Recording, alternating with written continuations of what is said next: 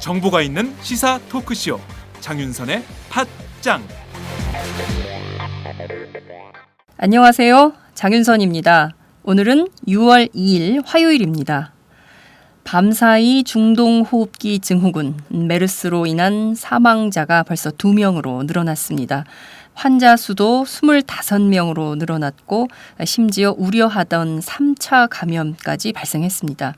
격리 대상으로 분류했던 682명이 눈 깜짝할 사이에 1000명을 돌파할 것이다. 이런 우려 섞인 보도가 쏟아지고 있는 상황입니다. 최초 감염자가 발생했던 경기도 지역의 한 초등학교는 급기야 오늘 오전 휴교령을 발표했습니다. 심각한 상황이 이어지고 있습니다.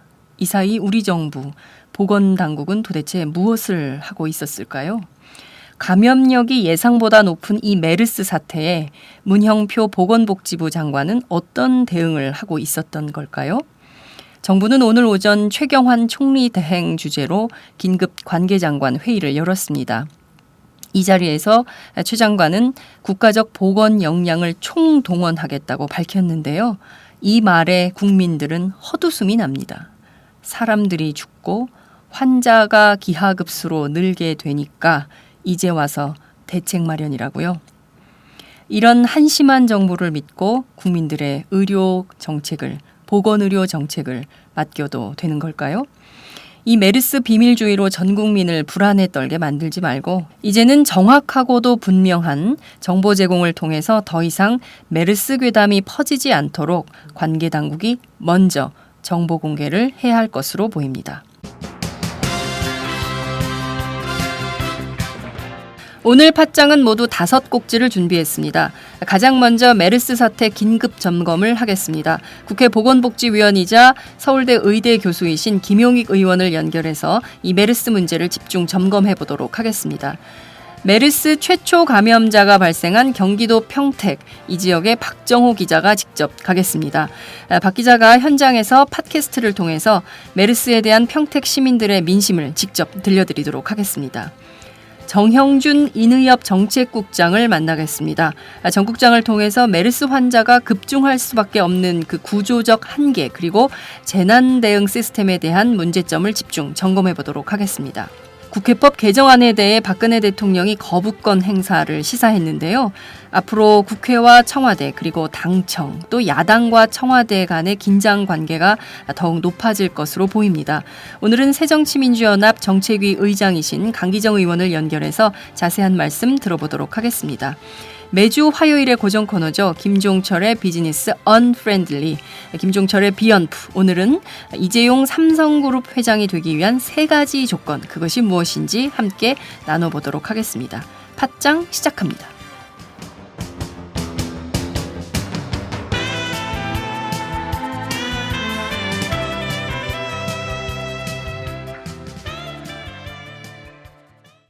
술 한잔 걸치셨네. 오이 대리운전 불러드릴게요. 불러봐! 1688 1688-5252 불러주세요. 1688-5252 대리운전 1688-5252 불러주세요. 1688-5252 대리운전. 처음 이용하시면 만원 상품권 드려요. 1688-5252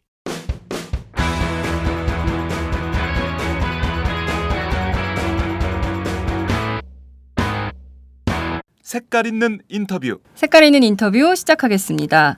중동 호흡기 증후군 메르스로 인한 사망자가 벌써 2명으로 늘어났습니다. 환자 수 역시 6명으로 늘어나서 25명으로 집계가 됐고 오늘 오전 현재 상황까지 보면 3차 감염자도 발생한 상황입니다. 정부는 오늘 메르스 관련 긴급 관계장관 회의도 열었는데요. 오늘은 메르스 사태와 관련해서 국회 보건복지위원회 소속이신 새정치민주연합 김용익 의원을 통해서 자세한 말씀 들어보도록 하겠습니다. 의원님 전화 연결돼 있습니까? 네, 안녕하세요. 네, 안녕하세요. 네. 밤사이 메르스로 인한 사망한 환자가 벌써 2명으로 늘어났습니다. 두 분 모두 최초 감염자와 같은 병동에 입원해 있던 환자들이었는데요.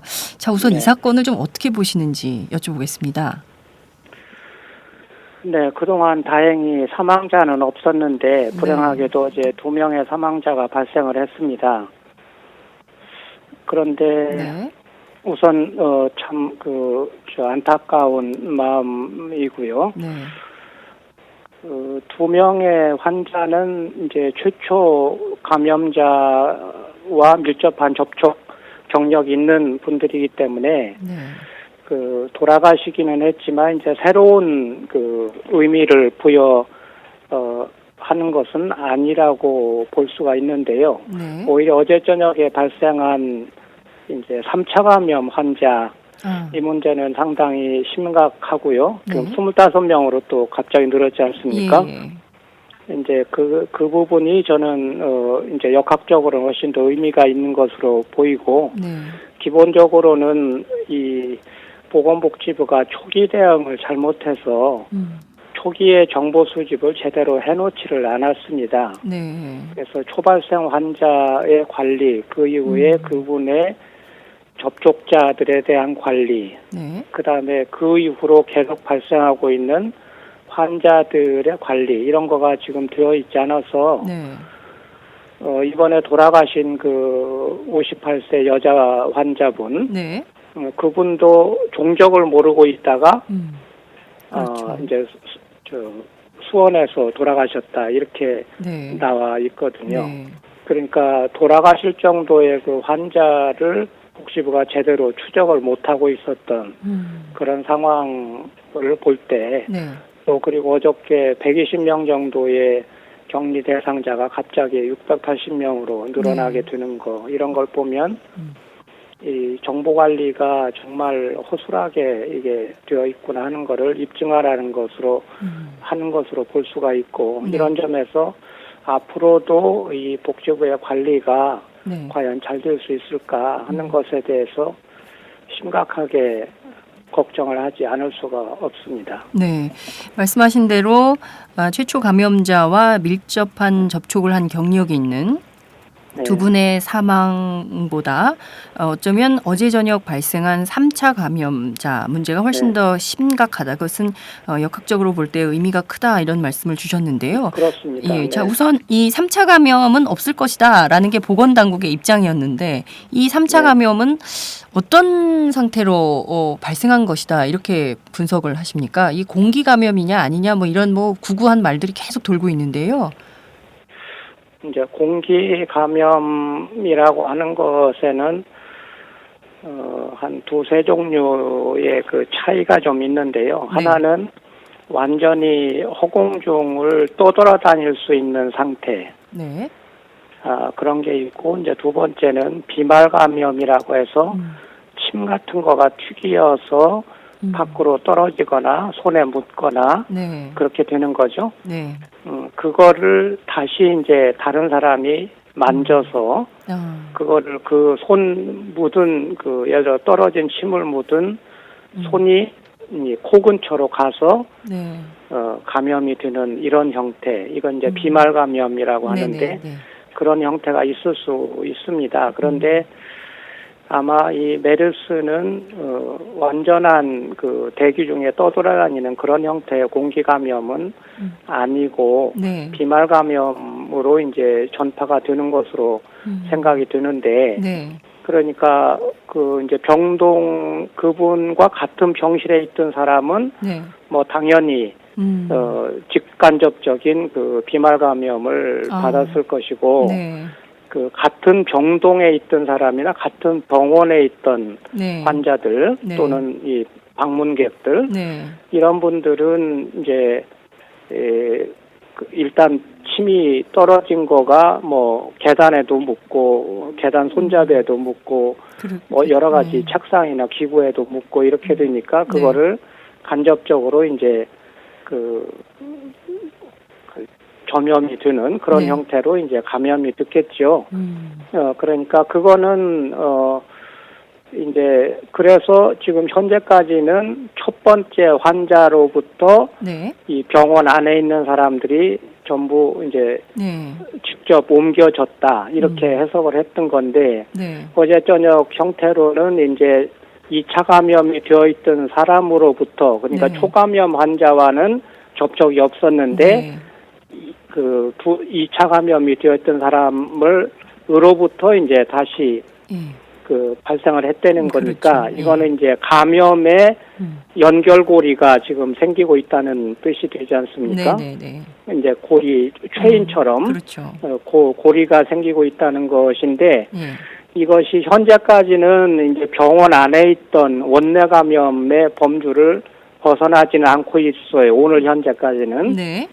그런데 그것이 이제 병원 밖으로 벗어나서 네. 지역사회 감염의 형태로 네. 원내 감염에서 지역사회 감염의 형태로 전환되는 것도 제가 보기에는 네. 충분한 가능성이 있고 어찌 보면 이게 오늘 내일 사이에 그 시간 문제가 아닌가 그런 걱정을 하고 있습니다. 말씀하신 게 일단은 3차까지는 네. 일단 한 단계 고리가 더 형성됐다는 거가 어제 저녁까지 나타난 현상이고 네. 이제 병원의 문 밖을 나서서 왜 이게 병원의 문 밖을 나설 수 있느냐면 네. 그 초발생 환자로부터 2차 감염되어 있던 환자가 네. 그 병원 안에 머물러 있었던 것이 아니고 다른 병원으로 그렇죠. 옮겼거나 예. 이렇게 밖으로 옮겼을 거 아닙니까? 네. 그러면 그 사람들이 또 접촉을 한, 네. 그 접촉한 사람이 있을 거고 그렇습니다. 그런 사람들이 지금 1,000명 가까이 된다는 거잖아요. 네. 그러니까 그 사람들이 일반적인 지역사회를 지금 돌아다니고 있을 수 있기 때문에 네. 그 사람들에 의해서 병원 밖에서 이 고리가 감염의 고리가 형성이 되면 네. 이제 지역사회 감염의 형태로 넘어가게 되는 것이죠.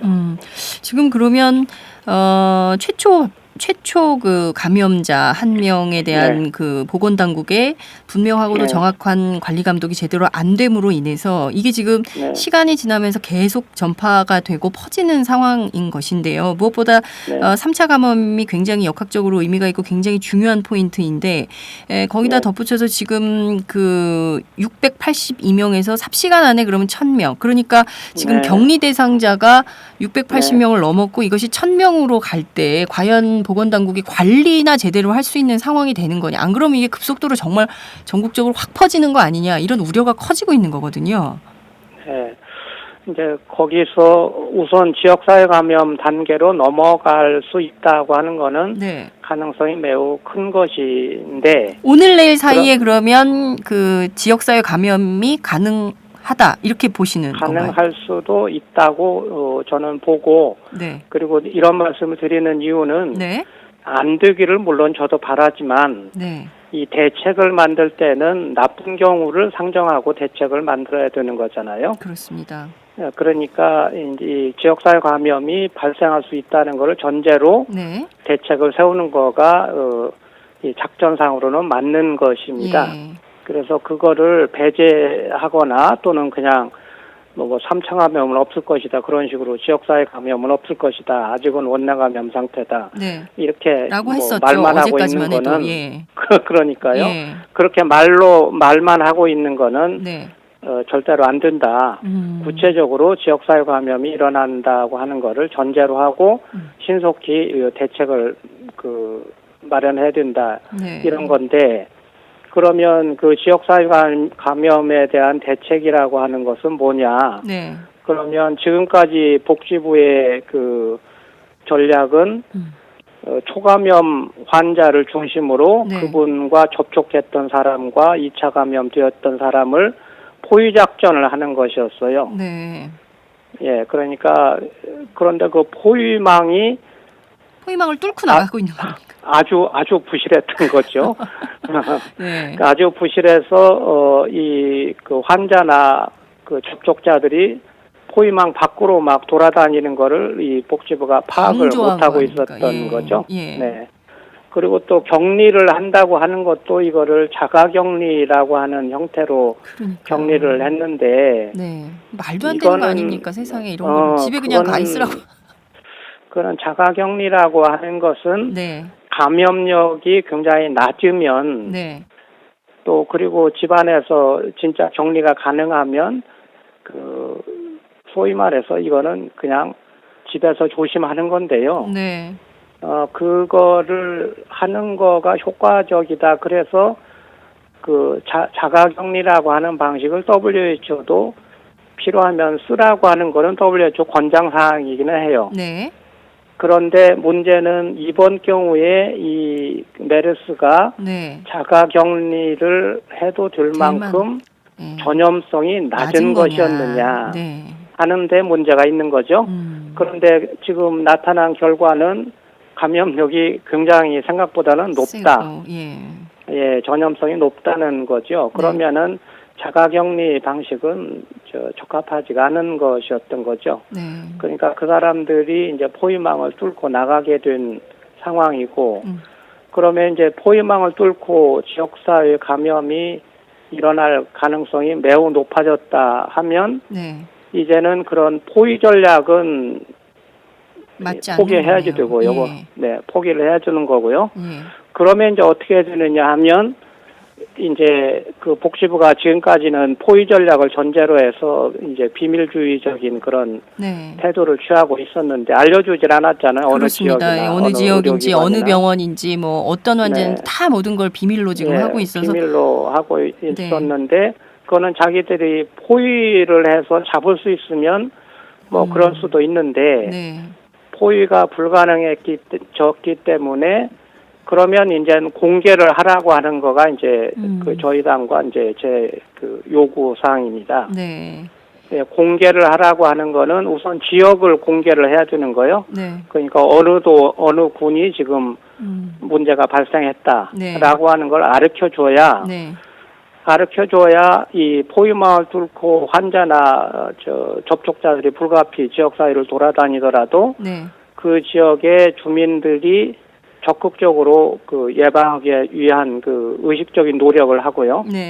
또 그 지역에 있는 의사들도 우리 지역에 메르스가 있다고 하는 걸 의식하고 자꾸 환자를 봐야 잡아낼 수가 있을 거 아닙니까?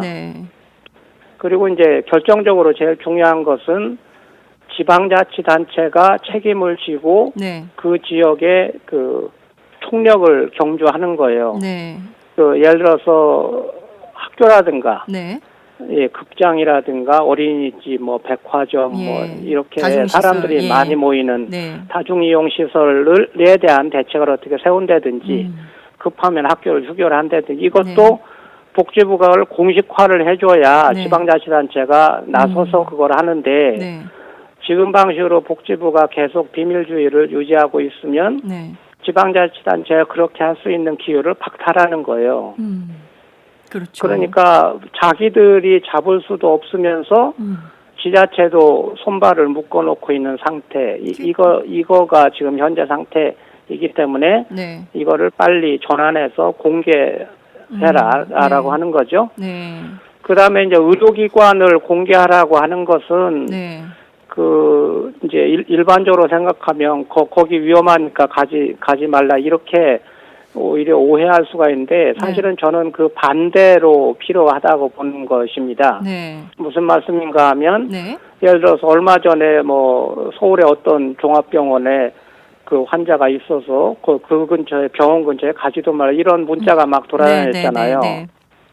그런데 그거는 정말 잘못된 것이거든요. 그 병원에 환자가 왔다 갔더라도 깨끗이 치우고 환자 정리가 됐으면 그 병원은 아무런 위험성이 없는 것이에요. 그런데 그거를 근처에도 가지 말라 이러면 안 되지요. 오히려 그렇게 되었을 때는 다 정리를 하고 나면 안전하다고 하는 거를 역으로 홍보를 해줘야지 되고요. 그렇습니다. 그리고 또 그렇더라도 환자가 적게 기피를 할 수가 있기 때문에 경제적으로 피해를 엄청나게 보게 되잖아요. 의료기관이.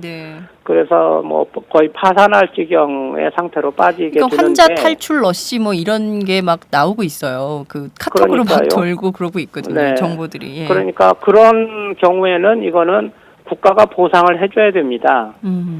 그렇게 하지 않으면 의료기관이 환자를 볼 수가 없잖아요. 그렇습니다. 병원에 가면 오히려 네. 병 걸린다 이러면 사람들이 안 가니까요. 안 가니까요. 예. 예, 그러니까 이거는 예를 들어서 구제역이나 조류독감이 발생했을 때 그 지역을 금방 알려 주잖아요. 네.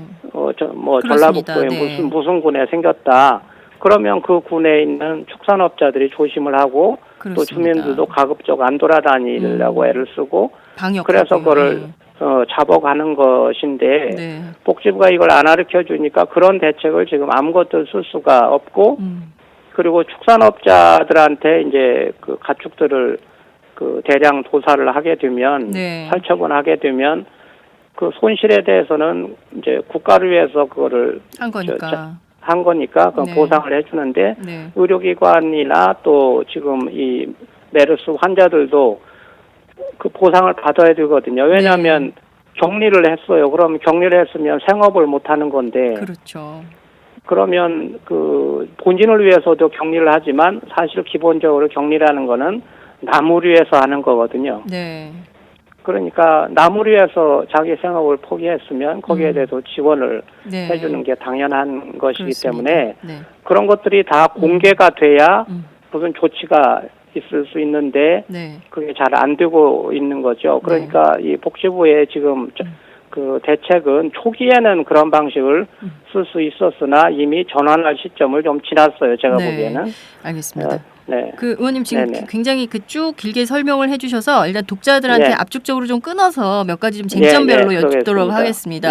자, 우선 그 지역사회 감염 문제가 제일 시급한 문제다. 이것이 만약에 네. 지역사회로 감염이 됐을 때 그때는 그러면 어떻게 대응을 해야 되는 것이냐. 지금 그 정부는 사실 보건당국이 늘 최악의 상황을 염두에 두고 환자들이 발생하지 않도록 그 초동 조치를 제대로 했어야 되는데 이미 박근혜 정부 보건당국은 그런 초동 조치를 실패를 본인들도 이제 자임한 상황이기 때문에요. 그 얘기는 뭐 이제 더 이상 할 필요도 없는 것 같고. 자, 그렇다면 이게 병원 안내 감염이 아니라 병원 밖의 감염으로 퍼졌을 때 이것을 정부가 어떻게 관리할 수 있는 거냐. 이게 이제 확 퍼질 텐데요. 이게 과연 정부가 감당이나 할 수 있는 거냐. 이거에 대한 국민적 불안이 있는 거거든요. 어떻게 보십니까, 이 점은? 예. 근데 이게 퍼지는 속도가 어느 정도냐. 그렇게 정말 확 퍼지는 그렇게 빠른 속도로 갈 것인지 아니면 좀 서서히 갈 것인지는 이제 그 앞으로 나타난 현상을 관찰해 봐야지 되는 건데요. 그 여러 가지 이 메르스에 대한 기존의 그 자료를 보면 그 한국에서는 지금 감염력이 꽤 높지만 아주 막 그 대규모 그 독감 유행처럼 그렇게 되지는 않을 것으로 생각은 되고요. 그래서 이제 환자를 조기 발견, 조기 차단하는 게 중요하잖아요. 그러니까 의사들이 이 환자를 빠른 속도로 이 진단을 하고 격리를 하든지 치료를 하든지 할 수 있도록 해줘야지 되는 거고요.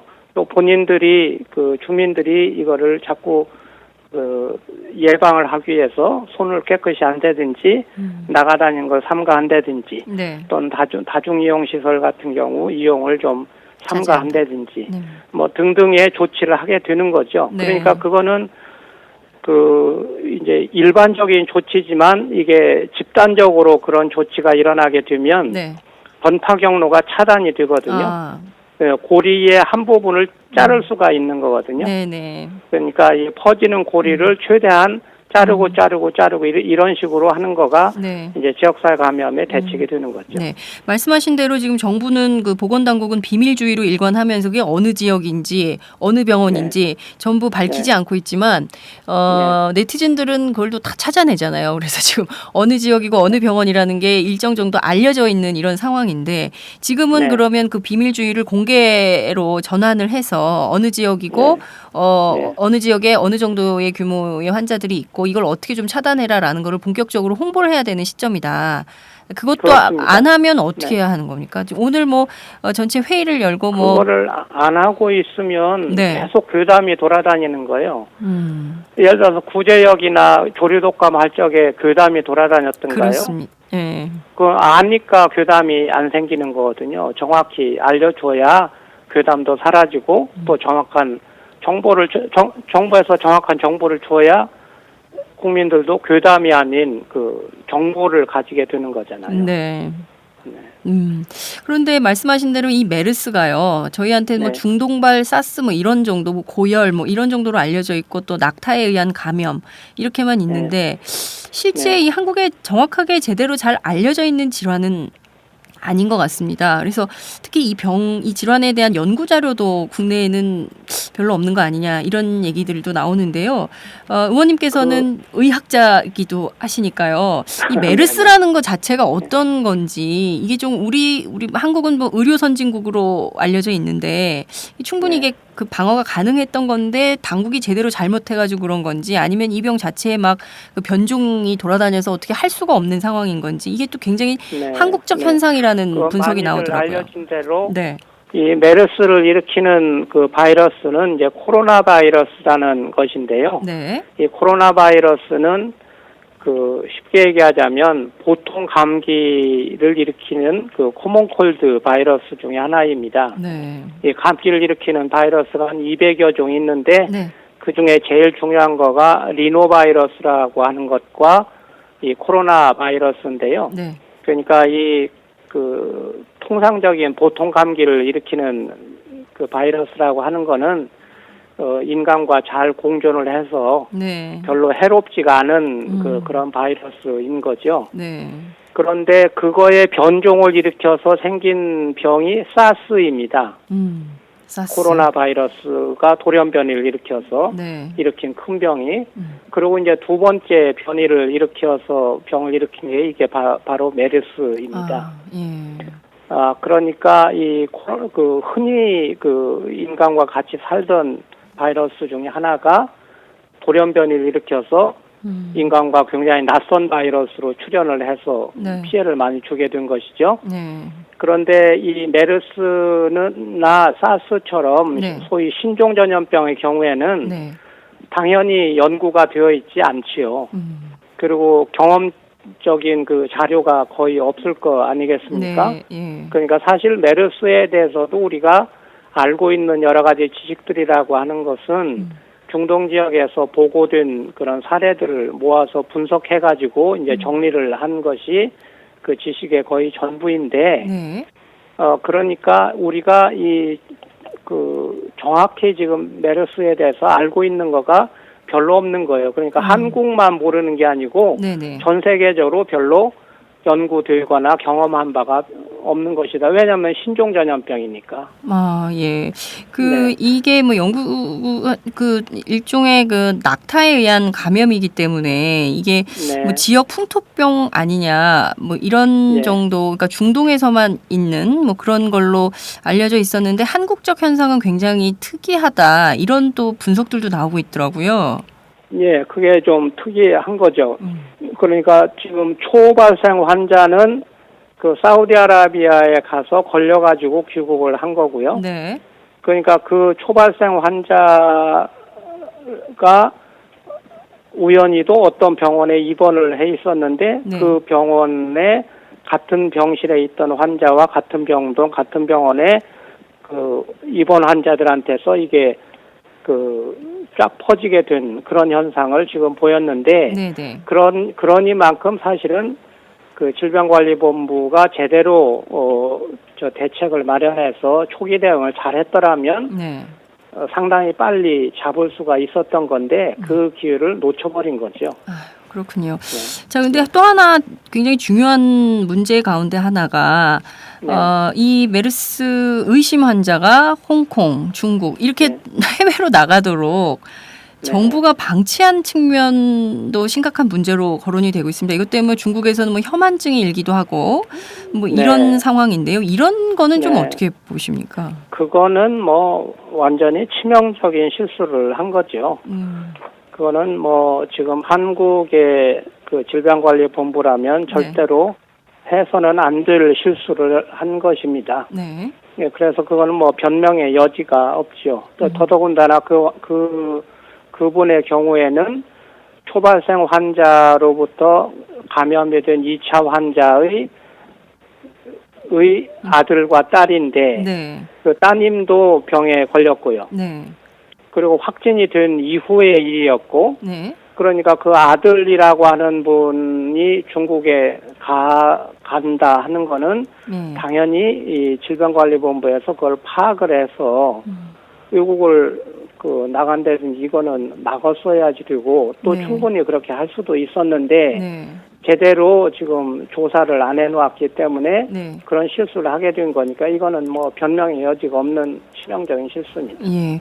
옛날 같으면 아니면 현재라도 이게 외교 문제로 비화할 만한 사안은 아닐까요? 이 진짜 한국의 보건당국이 이제 총체적 난국 상황인 것 같은데요. 예. 저 이거를 그냥 봐서 넘겨야 될지 문형표 보건복지부 장관에 대한 책임을 안 묻고 넘어갈 수 있는 문제인지 이런 문제도 국민들은 좀 답답한 상황입니다. 이건 좀 어떻게 보십니까? 예. 이 부분은 지금 이제 한참 이 진행이 되고 있는 일이라서 네. 지금은 이제 책임을 묻기보다는 오히려 지원을 좀 해줘야 될 그 시기라는 측면에서 지금 정치권에서도 그런 얘기를 자제하고 있는 것이고요. 네.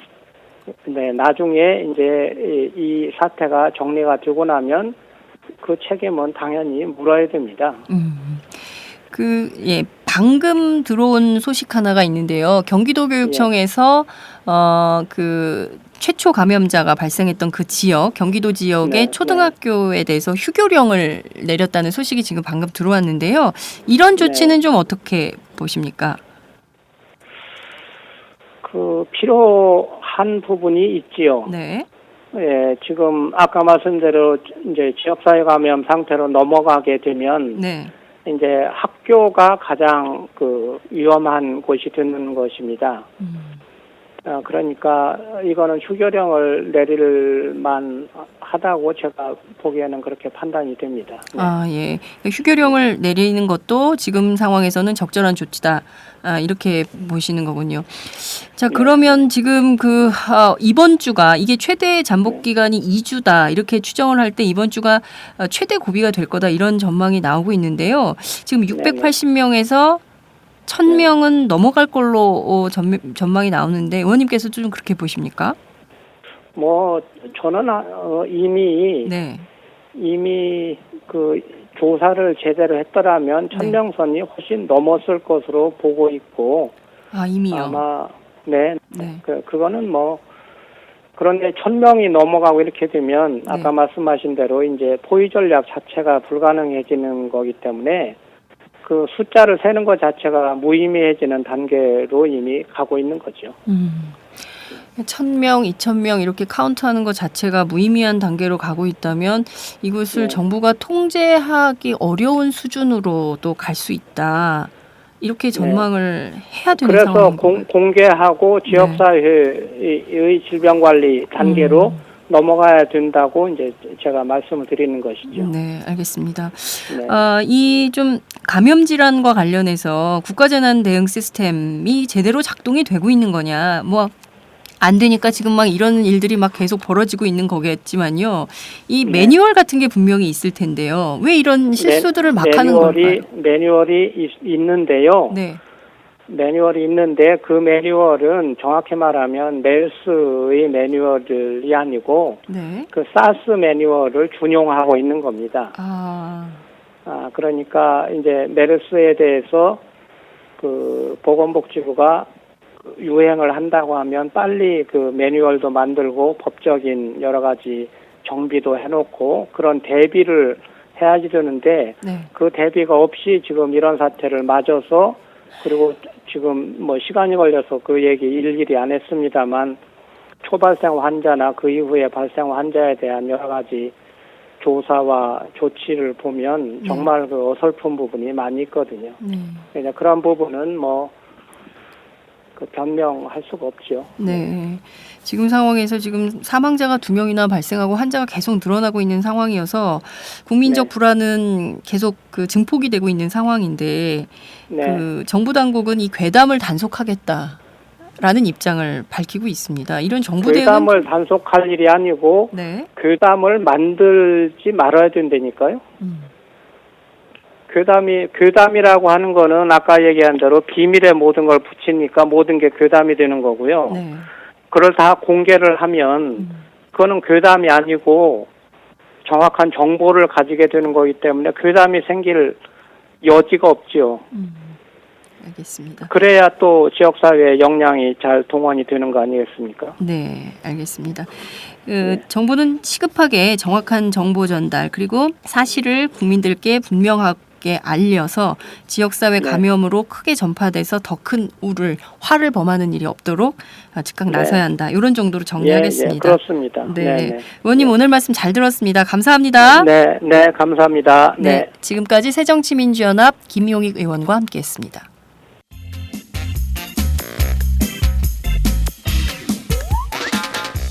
매일 정오 여러분의 점심시간 맛있게 씹어드실 뉴스를 보내드리는 장윤선의 팟짱.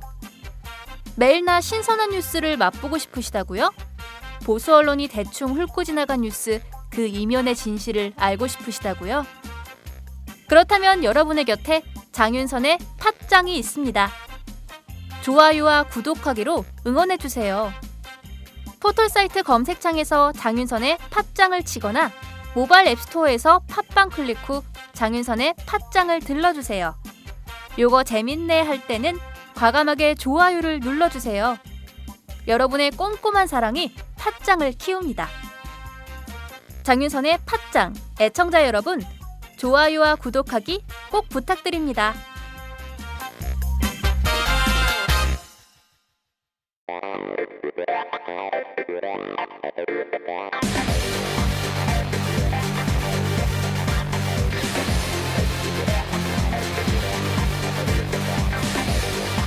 정보가 있는 시사 토크쇼 장윤선의 팟짱.